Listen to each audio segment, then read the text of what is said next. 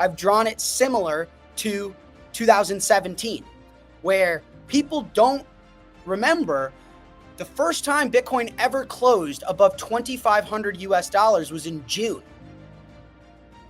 It then ended that year, 2017, at 20,000. So in 6 months, it went from 2,000 to 20,000, at 10x in 6 months. I think something similar to that this year. I think it'll be volatile over the next month, this new administration. You've got Jerome Powell and Trump disagreeing. And then I think after Q1, I think we're going to get a weaker dollar. And then I think Bitcoin's going to explode. It'll go between 250,000 to 1 million. Jack Mers, CEO of Strike and Bitcoin Maximalist, predicts Bitcoin could soar to $250,000 or even $1 million by year end, driven by a weaker dollar and a pro-crypto administration.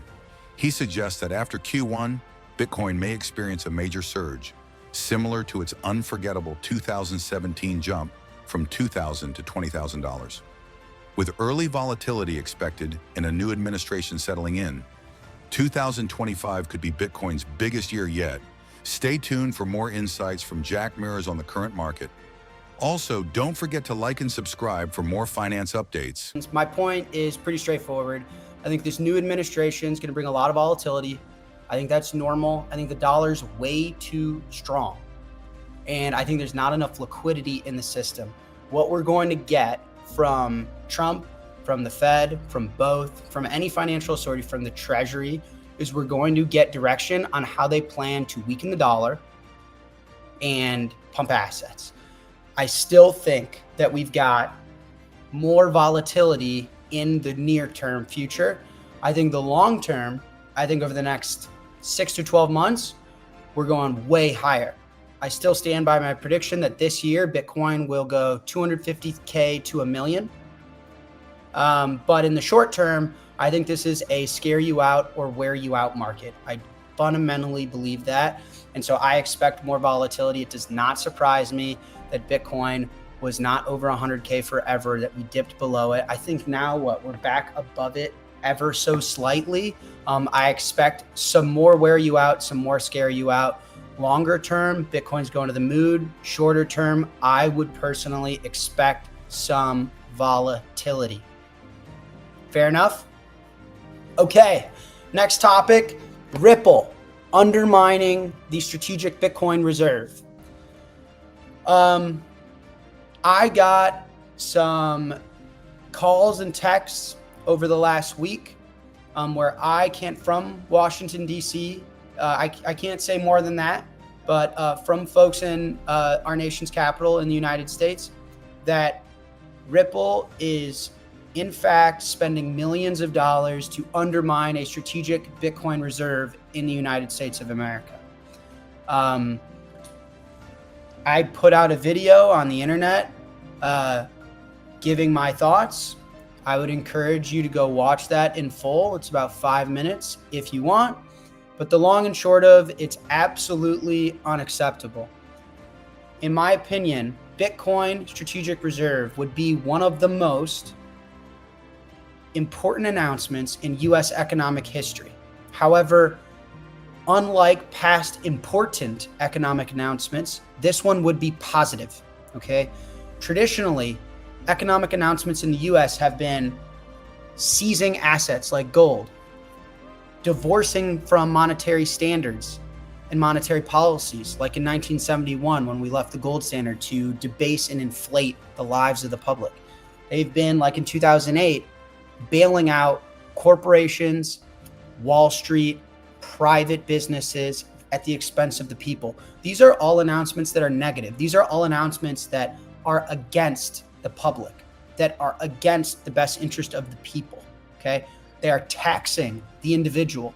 They're taxing all of us via inflation, via bailouts, via currency debasement, via asset seizure, right?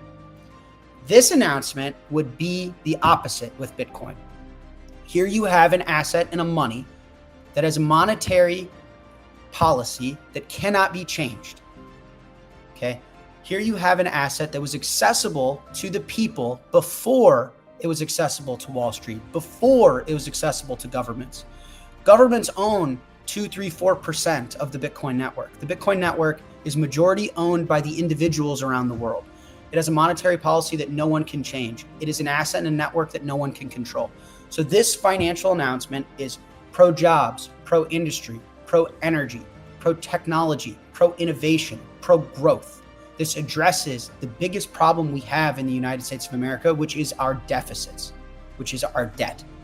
Okay, it addresses some of the biggest initiatives we have in America, which is how do we drive growth? How do we drive economic prosperity? Okay.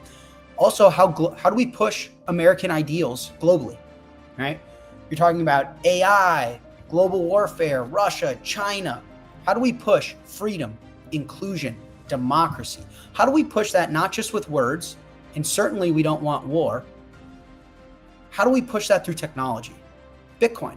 So this is a rare announcement that is as important as any economic announcement in the last 100 years in the United States of America. However, it's positive, it's progressive, it acts in the best interest of the public. Listen, Satoshi Nakamoto, the creator of Bitcoin, even had to mine his, okay? For those that don't know, Bitcoin was distributed through proof of work, through mining, through energy. Satoshi Nakamoto had to give energy to get his first Bitcoin. Even he didn't get any printed and handed to himself. Anyone, let me tell you guys something. Anyone that owns Bitcoin today has had to give energy to get it. I'm going to say that again. Anyone that owns Bitcoin today has had to give energy to get it. Energy is the base layer of money. Okay, it's the currency of the universe.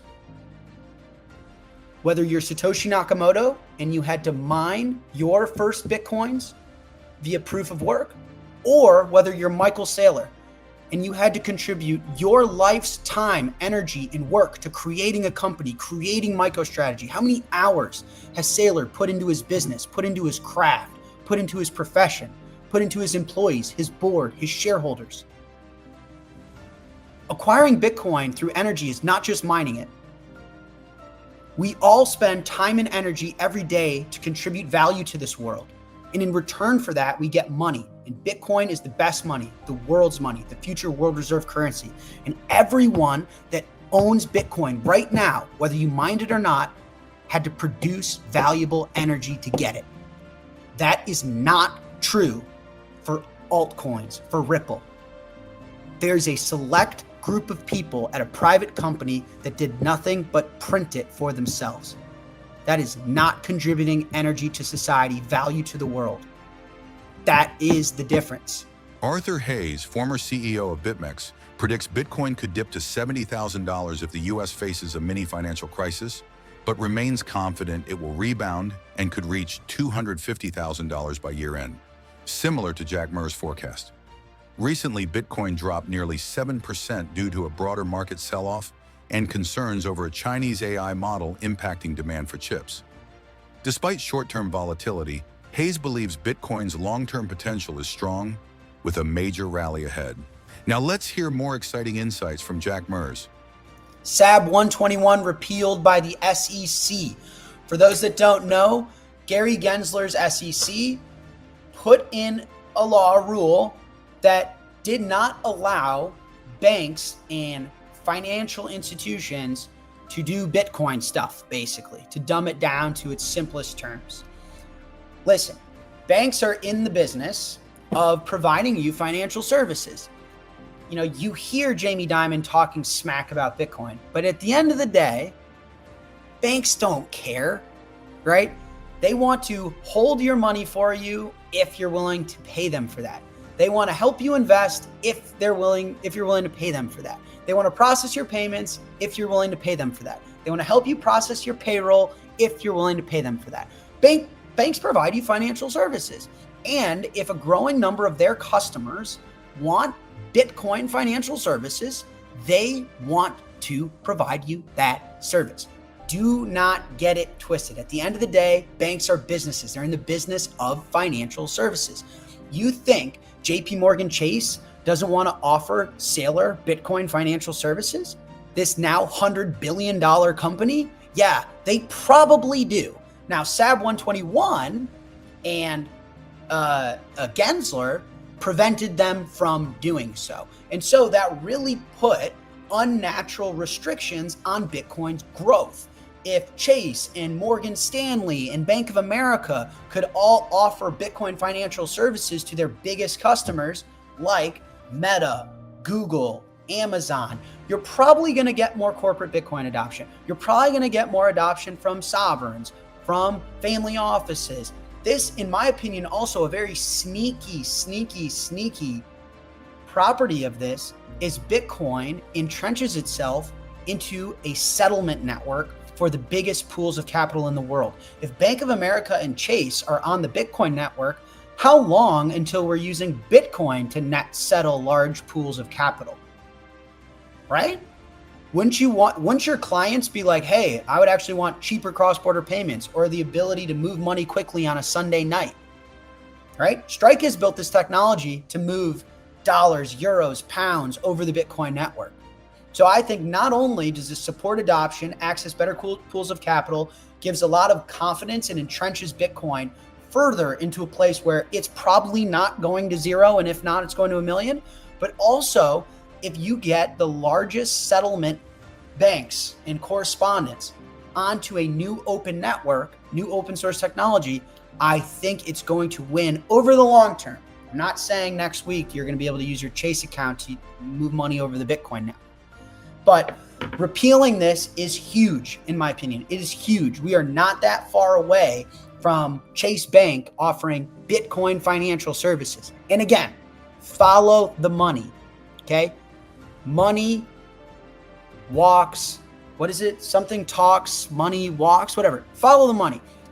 If you have big customers that have a lot of money, that are making a lot of money, and they want something, that's what is going to happen. You know, the world isn't built off of philosophical ideals and charitable. No, the world is built capitalistically. If the biggest companies in the world and the richest people in the world and the most successful governments in the world are all getting into Bitcoin, then banks are going to support services in Bitcoin. And the fact that they couldn't so far is a crime. It's kind of ridiculous, but now they can. Now they can. I think it's really, really exciting that you're going to see banks as a huge bullish sweep in this cycle, right? When you think like, Jack, how is Bitcoin going to get to 250,000 plus this year? Well, if you get a tremendously weaker dollar, if you get lighter monetary policy from the administration, pro-growth, if you get SAB 121 repealed, if you get in-kind redemptions on ETFs, if you get a Bitcoin strategic reserves, if you get nation state FOMO and stacking, think easily 250K to 1 million. The repeal of SAB 121 is a game changer for Bitcoin, as it allows major banks like Chase and Bank of America to offer Bitcoin services. With demand from big companies and wealthy clients, banks are now stepping in, potentially paving the way for more widespread adoption by businesses and governments. As Jack Mallers said, this could make Bitcoin's price surge to $250,000 or even $1 million more realistic than ever. Don't forget to like, comment, and subscribe.